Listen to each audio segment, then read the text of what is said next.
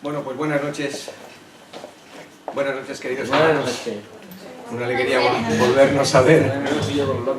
Sí, volvernos a ver y volvernos a reunir para rodear a nuestro Señor y dejarnos persuadir por Él, que Él nos atraiga con cuerdas de amor, como hemos cantado, porque lo necesitamos.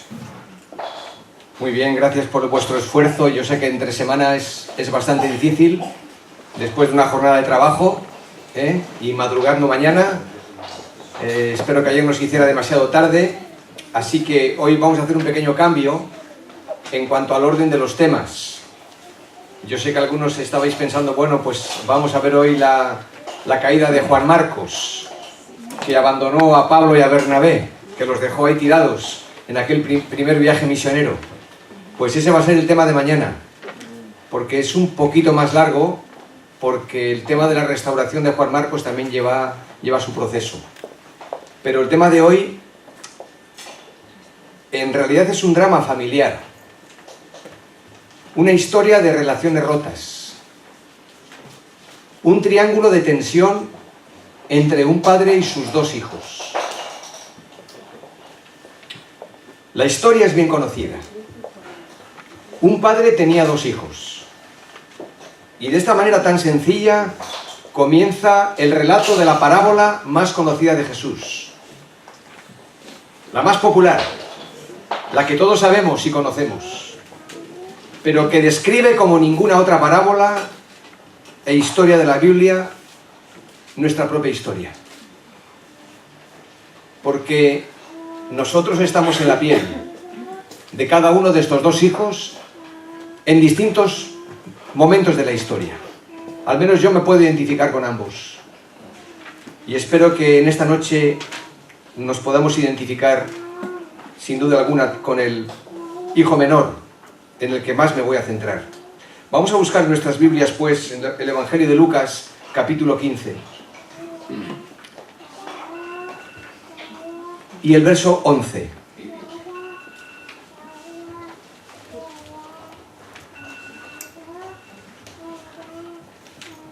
Y no sé cómo y de qué forma el Señor Jesús, de manera magistral, lo contaría, lo relataría.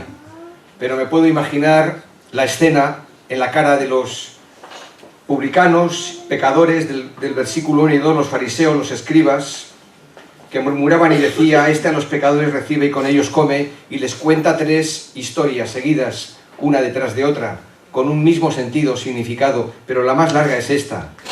Lucas 15, verso 11. También dijo: un hombre tenía dos hijos, y el menor de ellos dijo a su padre: Padre, dame la parte de los bienes que me corresponde. Y le repartió los bienes. No muchos días después, juntándolo todo, el hijo menor se fue lejos a una provincia apartada y allí desperdició sus bienes viviendo perdidamente. Y cuando todo lo hubo malgastado, vino una gran hambre en aquella provincia y comenzó a faltarle. Y fue y se arrimó a uno de los ciudadanos de aquella tierra, el cual le envió a su hacienda para que apacentase cerdos. Y deseaba llenar su vientre de las algarrobas que comían los cerdos, pero nadie le daba. Y volviendo en sí dijo: ¿cuántos jornaleros en casa de mi padre tienen abundancia de pan y yo aquí perezco de hambre? Me levantaré e iré a mi padre, y le diré: Padre, he pecado contra el cielo y contra ti. Ya no soy digno de ser llamado tu hijo. Hazme como a uno de tus jornaleros. Y levantándose vino a su padre. Y cuando aún estaba lejos, lo vio su padre, y fue movido a misericordia, y corrió, y se echó sobre su cuello, y le besó. Y el hijo le dijo: Padre, he pecado contra el cielo y contra ti, y ya no soy digno de ser llamado tu hijo. Pero el padre dijo a sus siervos: sacad el mejor vestido y vestidle, y poned un anillo en su mano y calzado en sus pies. Y traed el becerro gordo y matadlo, y comamos y hagamos fiesta, porque este mi hijo muerto era y ha revivido. Se había perdido y es hallado. Y comenzaron a regocijarse. Y su hijo mayor estaba en el campo. Y cuando vino y llegó cerca de la casa, oyó la música y las danzas, y llamando a uno de los criados le preguntó qué era aquello. Él le dijo: tu hermano ha venido, y tu padre ha hecho matar el becerro gordo, por haberle recibido bueno y sano. Entonces se enojó y no quería entrar. Salió por tanto su padre y le rogaba que entrase. Mas él, respondiendo, dijo al padre: he aquí, tantos años te sirvo, no habiéndote desobedecido jamás, y nunca me has dado ni un cabrito para gozarme con mis amigos. Pero cuando vino este tu hijo, que ha consumido tus bienes con rameras, has hecho matar para él el becerro gordo. Él entonces le dijo: hijo, tú siempre estás conmigo, y todas mis cosas son tuyas. Mas era necesario hacer fiesta y regocijarnos, porque este tu hermano era muerto y ha revivido, se había perdido, y es hallado. Amén. Amén. Pues preciosa palabra, maravillosa escena y hermoso acontecimiento en la vida de este hijo. Siempre que la palabra de Dios pone en escena a dos hermanos, los presenta de formas muy diferentes entre sí. ¿Os habéis dado cuenta? Caín y Abel, Jacob y Esaú, Marta y María, y lo mismo sucede con los dos hermanos de nuestra historia. Aquellos que tenemos hijos o varios hijos podemos ver las claras diferencias que hay entre ellos. Ninguno es mejor que el otro, solamente son distintos. Esta historia es la más larga de todas las parábolas, como decía antes, y Jesús está tratando de decir que nuestra relación con Dios es como la de un padre con sus hijos. Y de cómo sus hijos, todos ellos, en este caso los dos, están alejados, uno de una manera y otro de otra, del corazón del Padre. Lo cual determina la gran declaración bíblica de que todos estamos separados, alejados de la gloria de Dios. Todos somos pecadores. Un hombre tenía dos hijos, dice el versículo 11 y 12, y el menor de ellos le dijo a su padre: Padre, dame la parte de los bienes que me corresponde, y les repartió los bienes. Yo sé que es una parábola y una escena conocida, pero no quiero pasar por alto algunos detalles. La partición de la herencia mientras el padre aún vivía era una ofensa para toda la familia, como lo podría ser también hoy. El hijo menor, como muchos hijos, los que tenemos hijos, lo podemos ver, como también quizás nosotros cuando éramos hijos, no quiere esperar. El hijo menor quiere gozar de la vida.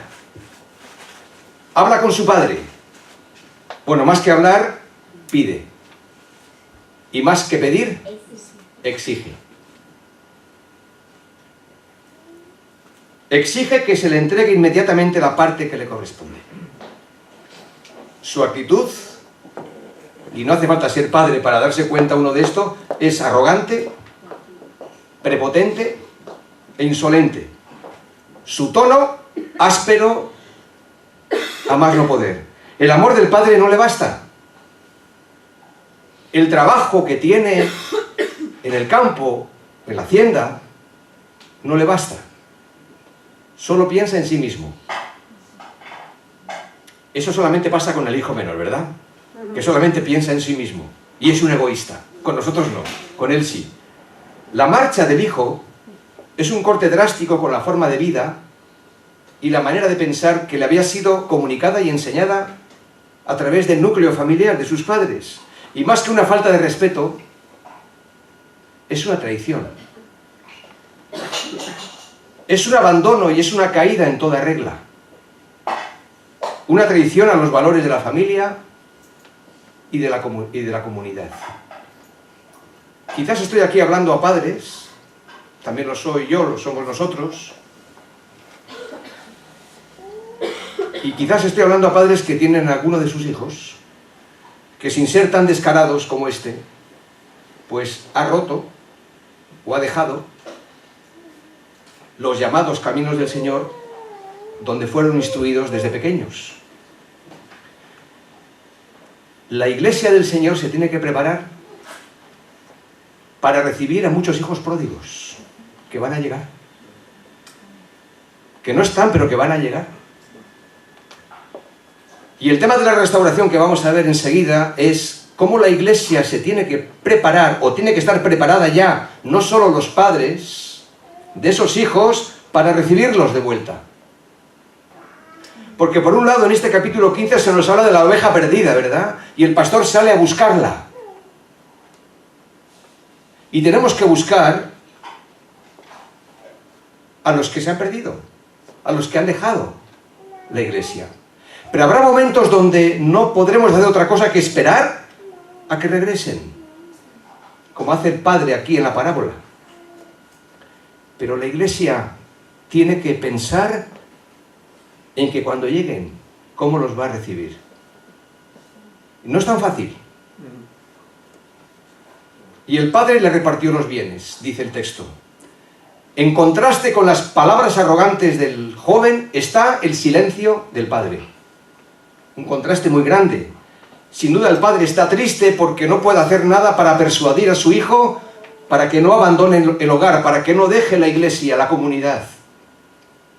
Pero ¿por qué razón no se lo ha impedido? ¿Por qué no ha puesto un cerrojo en la puerta? ¿Por qué no le ha dado una paliza en lugar de darle la herencia?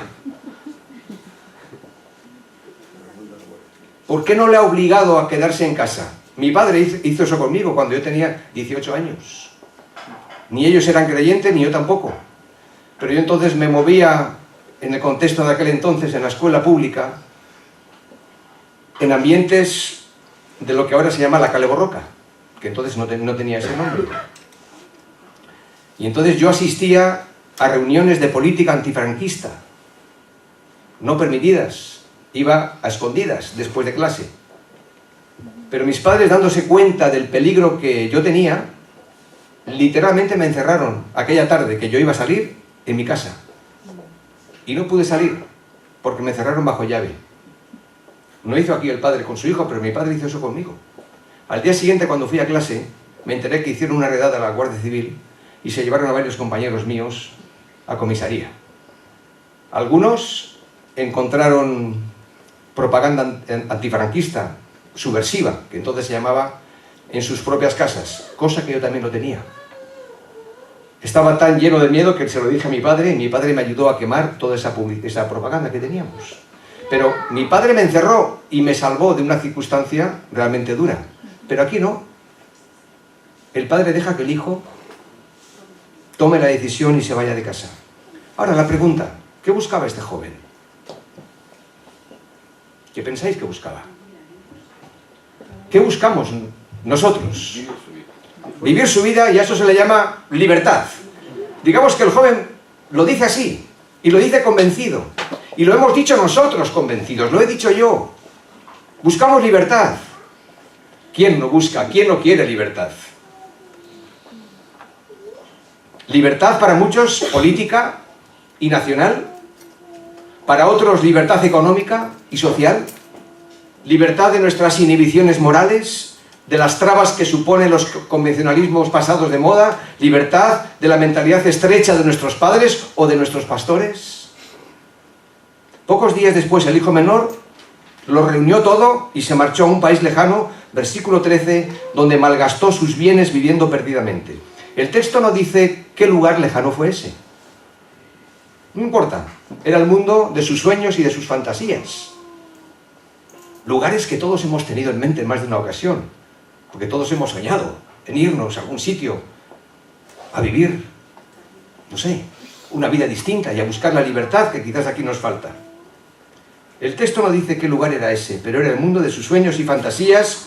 En este caso era un mundo más que de libertad, de libertinaje, de perdición, donde sus compañeros de juerga no hacen más que acentuar su soledad, y el hijo pródigo disipa en pocas horas los bienes que ha recibido. Versículo 14, cuando lo gastó todo, sobrevino una gran escasez en la región y comenzó a pasar necesidad, así que fue y consiguió empleo con un ciudadano de aquel país, quien lo mandó a sus campos a cuidar cerdos. Tanta hambre tenía que hubiera querido llenarse el estómago con la comida que daban los cerdos, pero aún así nadie le daba. Y esta expresión, nadie le daba, pues resultan patéticas, ¿no? Tristes. Así que en medio de la más absoluta necesidad y miseria, sucede algo milagroso. Algo no esperado por él en sus mejores planes. Llegó el momento en el que por fin se miró al espejo de su realidad. Y hacía falta valor para hacer esto. Así que hay que darle también al hijo pródigo lo que él también se merece, es decir, reconocer que tuvo valor para enfrentarse a sí mismo, para pensar y tomar algunas difíciles decisiones. Y también nosotros necesitamos enfrentarnos con nuestra propia realidad, aunque no sea tan trágica como esta, para tener valor y salir del agujero en el que estamos. La raíz del problema de este joven sentado ahí en la pocilga y que tan bajo había caído, no era que le faltaba la comida, no era que le faltaba el pan, le faltaba el Padre. Le faltaba lo que siempre había tenido y nunca lo había sabido valorar. A nosotros nos sucede lo mismo. No es la falta de comida por la que tanto luchamos y peleamos, o el trabajo, el problema verdadero. Es la falta de una comunión con Dios que hace que a veces nos sintamos tan mal. Lo primero que hace este joven es reconocer que se había alejado de la casa del Padre y que por lo tanto era culpable. Y aceptar esta realidad no es tan fácil. Pero él lo hizo. Me levantaré. Muchos que dejan la iglesia o que dejan el hogar paterno, pasan los años y quizás nunca toman esta actitud de levantarse e ir a mi Padre y decirle, versículo 18, Padre, he pecado contra el cielo y contra ti, ya no soy digno de ser llamado tu hijo. Y este es el pecado de todo ser humano. Querer vivir vidas independientes de Dios es nuestra tendencia continua y constante, siempre. Y si alguien está aquí hoy y no tiene al Señor Jesús como Salvador y Señor de su vida, o si alguien está aquí hoy y vive alejado, apartado, quizás aún perdido dentro de la casa de Dios, o de su propia casa, de su propio hogar, pues debemos de saber que tu vida y la mía se puede arreglar.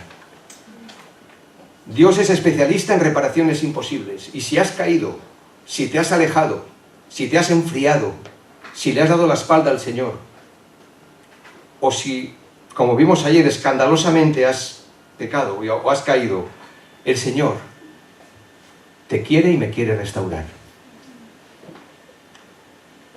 Quiero por un momento invitarte a que mires a la cruz de Cristo y te acerques a Jesús. Él es ese otro hijo pródigo de nuestra salvación. ¿Qué quiero decir?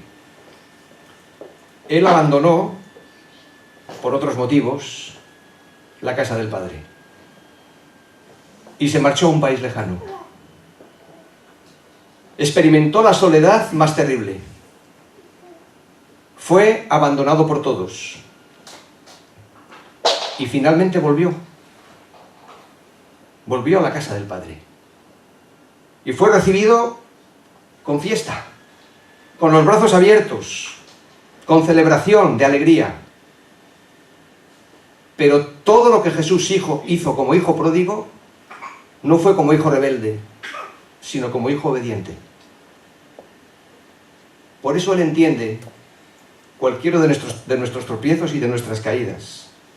Su sacrificio en la cruz es el camino para que los perdidos y los hijos pródigos de nuevo retomen el camino hacia la casa del Padre.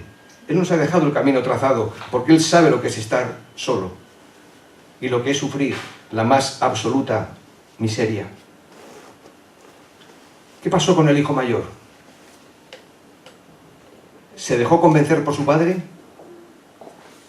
¿Entró en la casa y participó de la fiesta? ¿Abrazó a su hermano? ¿Le dio la bienvenida, al igual que su padre lo había hecho? ¿Se sentó a la mesa para disfrutar con ellos del banquete? No.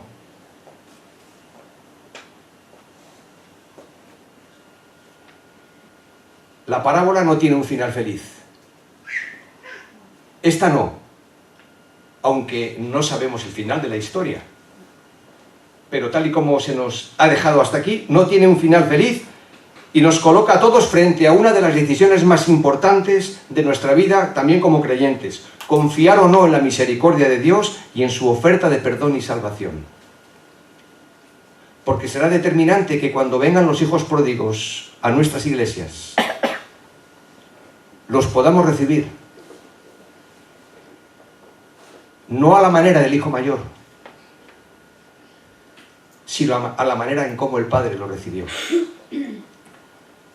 Esta no es una historia que separe a los hijos malos y buenos, porque aquí el único bueno es el Padre. Él quiere a los dos hijos y corre al encuentro de ambos para invitarles a entrar en la casa. ¿A cuál de los dos hijos de esta parábola te pareces tú? Yo cuando leo vez tras vez este texto me puedo identificar con ambos hijos en momentos distintos de mi historia. Y ahora que soy del Señor, tengo que cuidarme de no ser como el hijo menor, que menosprecia, que no valora el pan que Dios pone sobre la mesa de su palabra, de mis hermanos y de las bendiciones que Él me da. Pero también tengo que cuidarme de no convertirme en el hijo mayor, que va a dificultar la entrada del hijo, del hermano, a la casa. Por eso que ahora, viendo este cuadro de esta caída, de esta marcha del hijo menor, quiero que veamos y aprendamos de qué hacer con los hijos, tanto los que somos padres como los hijos espirituales que vendrán, porque el mundo los va a defraudar, tarde o temprano. Quizás no todos van a regresar, porque hace falta coraje para mirarse al espejo de la realidad, y algunos por orgullo, pero otros volverán. Y si vuelven, y aún antes de que vuelvan, porque quizás en el camino nos los vamos a encontrar. O bien porque coincidamos, o porque los vayamos a buscar, o porque vendrán y llegarán. Y quisiera que nos paráramos aquí a considerar la forma en cómo Dios trata con nosotros. Vamos a ver el corazón del Padre. Aquí en esas notas que tenéis ahí, tenéis el espacio en blanco para mantener aún más, si cabe, vuestra atención en el texto, versículo 20, que aparece ahí. Cuando estaba aún lejos, lo vio su padre y fue movido a misericordia y corrió. Otra vez, la historia es muy conocida, pero no quiero pasar por alto estos detalles. El hijo menor llega a casa, pero llega mal. Llega roto, llega hundido, humillado, vencido, pero a pesar de su derrumbe físico y moral, el padre ya lo está esperando. Ya ha estado orando por él. Ya ha estado deseando, esperando que llegara. Es el padre quien toma la iniciativa para salir a su encuentro, y lo hace corriendo, sin importar lo que los demás puedan pensar. En esto consiste el amor, ¿verdad? No en que nosotros hayamos amado a Dios, sino en que Él nos amó a nosotros primero. Y envió a su Hijo en propiciación por nuestros pecados. Primera de Juan 4:10. El corazón del Padre. La Iglesia tiene que tener un corazón abierto y dispuesto a recibir a todo y todos los que quieran entrar. Y en especial ser muy sensibles a los que han estado entre nosotros, ahora no están, pero que volverán. Yo, según estoy compartiendo esto, tengo en mi memoria, en primer lugar, un matrimonio de nuestra congregación, que se marcharon de la iglesia sin motivos aparentes, por algunos desencuentros, pero fuera de la iglesia del Señor la vida les fue mal y decidieron regresar. Y lo hicieron con una actitud sorprendente, solamente producida por el Señor en sus corazones, porque llamaron para preguntar: queremos volver, pero queremos pedir perdón a la congregación. ¿Podemos? Digo, sí. Y el domingo primero que llegaron, se pusieron los dos delante y, sin entrar en detalles, pidieron perdón por haberse marchado hace 5 años no en las mejores condiciones. Cuando bajaron, y aún antes de que bajaran, yo dije: bueno, hay algunos hermanos que quieran pasar ahora mismo aquí al frente para celebrarlo. Y pasaron muchos. El resto se quedaron sentados. Pasaron muchos hasta llenar el púlpito. Y la iglesia prorrumpió en aplausos, dando gracias al Señor por la vuelta de nuestros hermanos. Ahora, los que habíamos vivido esa relación con Él, ¿qué pasa? ¿Qué pasa con el Padre? ¿El Padre le pide explicación al Hijo en ese momento? No se lo pide, como luego veremos. Tiene un corazón para su Hijo. Y lo que haya que hablar lo hablaríamos después, seguramente. Como así fue también en nuestro caso. Nos sentamos con estos hermanos a charlar y la conversación fue de lo más fluido y natural. Porque el impacto de la propia congregación al recibirlos ya realmente disipó muchas sombras y muchas preguntas. Tenemos en segundo lugar el perdón del Padre. Un corazón perdonador. Dice que se echó sobre su cuello y le besó. O sea, literalmente se lo comía a besos. La escena del encuentro entre el Padre y el Hijo es muy sobria en el texto bíblico, pero es impresionante. El autor no entra en detalles, pero destaca lo esencial. Sin necesidad de palabras, el Padre le hace llegar al Hijo el corazón, el amor y el perdón, sin condición. Antes se hablaba de gracia. Esto es gracia. Esto es gracia. Corre hacia él, lo besa, lo abraza, sin una sola palabra de reproche. No le pide explicación, no le exige una respuesta. ¿En qué condiciones había venido este joven? ¿Qué aspecto tendría? ¿Su ropa, su presencia, su olor, quizás su extrema delgadez? Qué bien representa esta imagen lo que Dios es y lo que Dios hace. Y lo que Dios ha hecho conmigo y contigo. Él no se avergüenza de quiénes somos ni de lo que hicimos. Lo más importante para Dios en este momento es poder abrazar y besar a sus hijos. ¿Os habéis dado cuenta qué importantes son los besos y los abrazos en las relaciones familiares y fraternales? Muchos hemos tenido la experiencia de abrazarnos en tiempos de crisis. No siempre podremos, digamos, cambiar los acontecimientos, pero podremos sobrevivir a ellos si nos sentimos amados y respetados. Si en toda relación familiar o eclesial abundaran más los besos y los abrazos sinceros, desaparecerían pronto los resentimientos.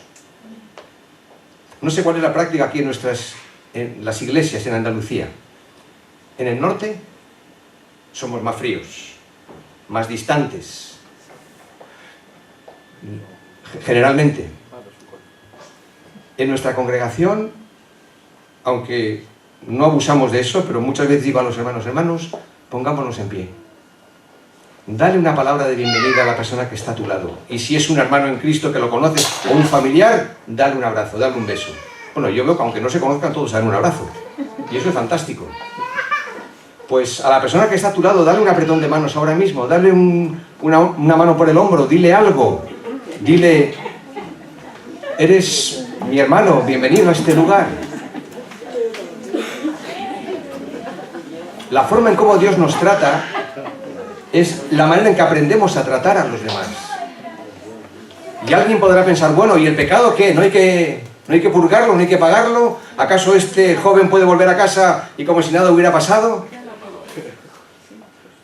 Pues claro que han pasado cosas. Y claro que él ha tomado conciencia de que las cosas no van a ser exactamente igual. Y no va por la vida exigiendo nada. Pero el Padre ve el corazón de un hijo cambiado. Y claro que se va a sentar a dialogar con él y a conversar. Pero no para imponerle la ley. Y para hacerle asumir su responsabilidad, claro que sí. Ya el hijo, su hermano ya sabe lo que es la ley y quiere aplicarla inmediatamente. Pero nosotros tenemos que aprender del Padre, aprender de Dios. El corazón. El perdón. La generosidad. La generosidad. Antes me refería a un matrimonio de nuestra congregación. Pues recientemente han llegado 2 matrimonios más. Por razones parecidas, marcharon de la iglesia y ahora han regresado. ¿Saben ustedes, sabéis vosotros cuántos años han pasado? 20. Y han vuelto. ¿Y saben lo que ha sucedido? Se fueron con 3 de sus hijos de la iglesia, luego buscaron otras congregaciones, nunca se identificaron con ninguna. De los 3 hijos solamente uno siguió al Señor, los otros 2 no, se casaron con personas no creyentes. Los padres, nuestros hermanos, amigos, han vuelto a la iglesia después de 20 años y sus hijos, al verlos de nuevo felices y contentos por cómo también fueron recibidos, sus hijos querían ver qué es lo que había pasado. Los que se habían alejado del camino, con su nuera y con su yerno. Su nuera, escuchando el Evangelio, se entrega al Señor. Próximo domingo, día 15 de octubre, el próximo domingo, será una de las que se bauticen, de los 7 hermanos que se van a bautizar. ¿Saben cuál fue la clave? Si es que hay una clave. La clave es la gracia de Dios. Pero ¿cómo la iglesia nos recibió? Porque en este caso mandaron un WhatsApp diciendo, un email diciendo, Jaime, nos sentimos mal por los años que hemos perdido. ¿Podemos volver a la iglesia? No pedimos nada, solamente déjanos volver. Déjanos volver, como si la iglesia fuera mía. Quedamos un día antes para vernos, para hablar, para orar. Pues fue un reencuentro fantástico, porque el Señor lo había preparado. Y cuando llegamos a la iglesia nos presentamos, muchos ya no los conocían, evidentemente, 20 años dan para mucho, pero otros sí. Pero tanto los que sí estaban como los que no estaban, hicimos fiesta y nos alegramos. La generosidad. De los gestos, pues, pasamos a los hechos. Los besos, los abrazos están bien, pero vemos aquí 4 cosas que tienen que ver con demostraciones prácticas de cómo el padre, delante de la comunidad y delante de su propio hijo mayor y de los demás, le devuelve a su hijo menor, que lo había perdido porque había caído, le devuelve lo que había perdido. En primer lugar, la dignidad. Sacad la mejor túnica y vestidle. Le devuelve la dignidad. Y como sabéis, en la antigüedad el vestido era necesario no solamente para cubrir el cuerpo, sino también porque guardaba una relación estrecha con el honor de la persona.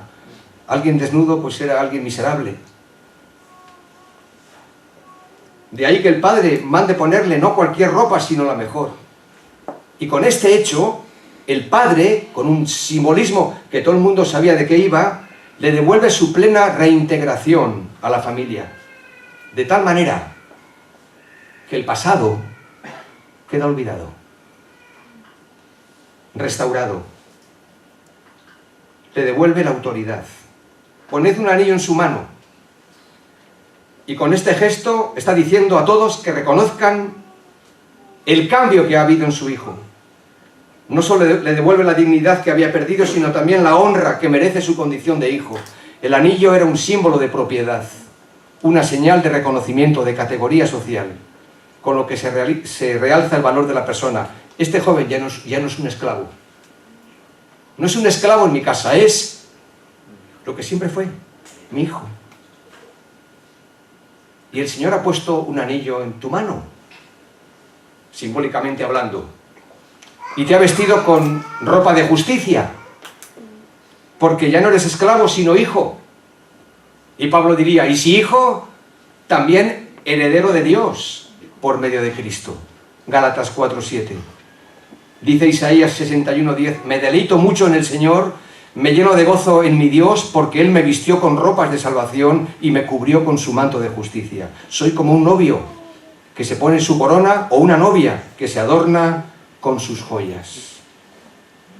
Así que lo deja bien guapo. Le devuelve la dignidad, la autoridad y, muy importante, le devuelve la libertad. Calzado en sus pies. Y las sandalias eran las marcas, o era la marca y señal de un hombre libre. Solo los esclavos iban descalzos. Y poner las sandalias al hijo es un acto que equivale a otorgarle la plena libertad. De esta manera el hijo entra en la casa del padre como en su propia casa, pero con una actitud bien distinta.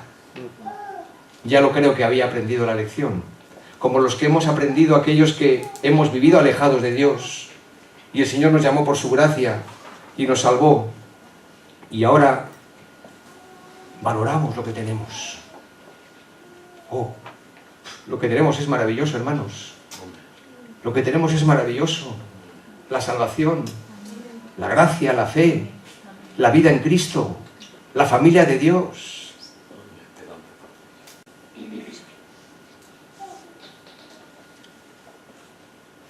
¿Y sabéis qué le devolvió?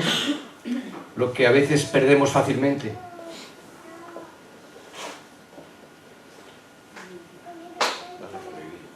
La alegría. Traed el becerro gordo y hagamos fiesta. Y tenemos que aprender a celebrar la llegada de los hijos pródigos. Y tenemos que aprender a celebrar cuando alguien se convierte al Señor y hay fiesta en los cielos por un pecador que se arrepiente.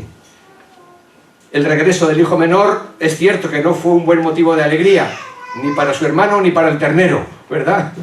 No fue un motivo de alegría para ellos, pero fue un motivo de alegría para los que entendieron lo que allí estaba pasando. El Padre quiere celebrar una fiesta en la que participen unos pocos, no, todos. Todos.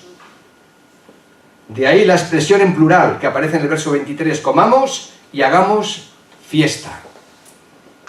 Y tenemos que aprender de esto, a celebrar las bendiciones que Dios da a su pueblo en la vida de nuestros hermanos, a alegrarnos con los que se alegran, y cuanto más si alguien regresa, cuanto más si alguien de nuevo recupera la comunión con Dios y lo comparte y lo dice, y tomar en serio lo que este hermano o esa persona está diciendo o está expresando.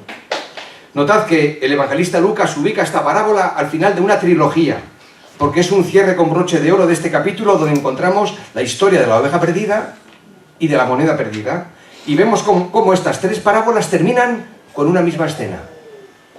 Y aquí está el detalle: la emoción de un gran reencuentro, con una gran manifestación de júbilo. El pastor vuelve contento y feliz porque encuentra la oveja.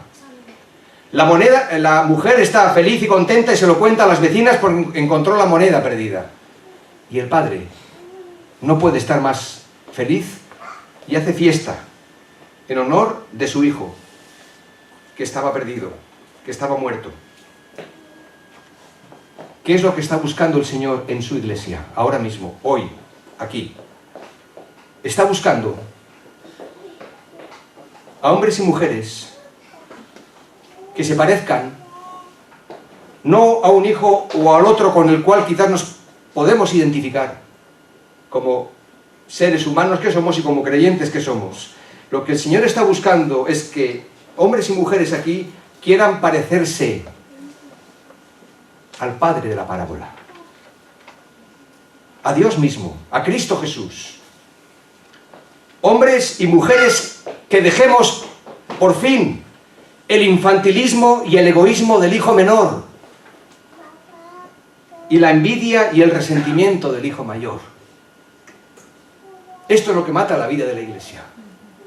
El egoísmo nuestro, de muchos, el infantilismo, la falta de madurez, la envidia, el resentimiento, los celos, que desterremos, que dejemos eso, porque es lo que el Evangelio ha hecho ya en nosotros, hacer morir lo terrenal pues en vosotros, para comenzar a parecernos más a nuestro Señor Jesucristo.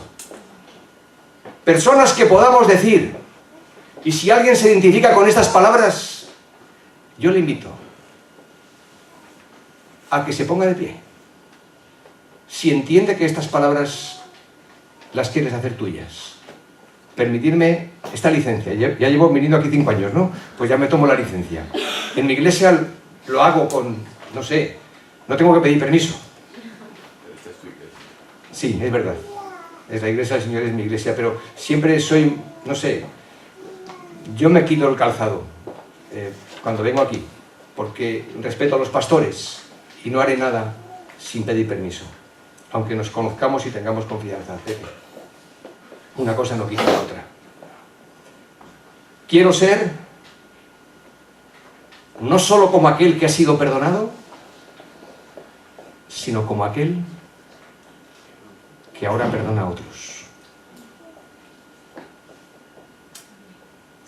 Quiero ser no solo como aquel que da la bienvenida para que, como me la dieron a mí, sino que yo dé la bienvenida sin dejarme llevar por cómo va vestido o por cómo llega la persona que entra en este lugar.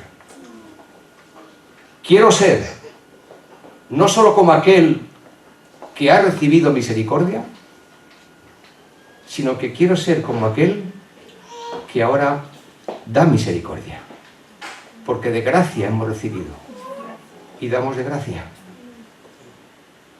Y quiero ser no solo como aquel a quien se le prepara una fiesta, sino como aquel que prepara una fiesta para que los demás se puedan gozar.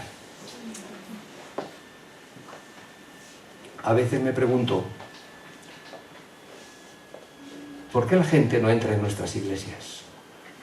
No tengo una respuesta. Y es que estamos pastoreando una iglesia en San Sebastián. No tengo una respuesta.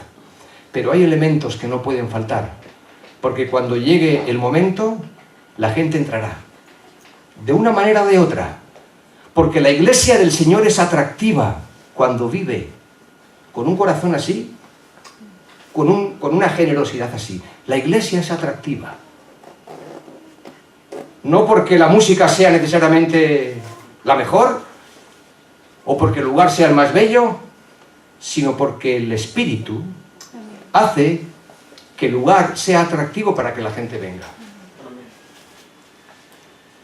Tenemos el testimonio de algunas personas en la congregación que no son creyentes, pero vienen. Y yo les pregunto, ¿por qué sigues viniendo y aún no has entregado tu vida a Cristo? Dice, no termino de entender todas las cosas que aquí se dicen, pero aquí hay algo que no lo puedo explicar. Y luego va más allá y dice, bueno, pues esto que vosotros hacéis de serviros, de cuidaros, de abrazaros, esto me llama la atención. Pues gloria a Dios. Y mientras tanto seguimos predicando la palabra y el Evangelio, porque queremos que se conviertan a Cristo, no que se conviertan a la iglesia. Pero la iglesia tiene que ser la mejor de las plataformas para que el Evangelio sea predicado y sea entendido. que la gente quiera quedarse para servir, para darse los unos a los otros. Bueno, ya he visto que nadie se ha puesto de pie, ¿no? Vale, gracias. Vale, con libertad. Voy a pedir a Esther. ¿Estás ahí, Esther? Sí. ¿Podríamos cantar la canción primera de ayer? ¿Sería factible? Sí.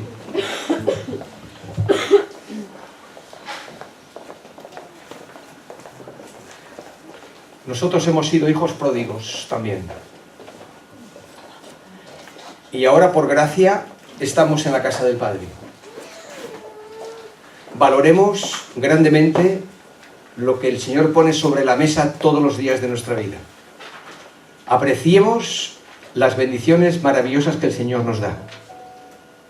Cuidémonos de no endurecernos como el corazón del hijo mayor, porque eso es un freno para que los que llegan encuentren aquí un lugar de paz y de descanso, sabiendo el bien que Dios nos ha hecho.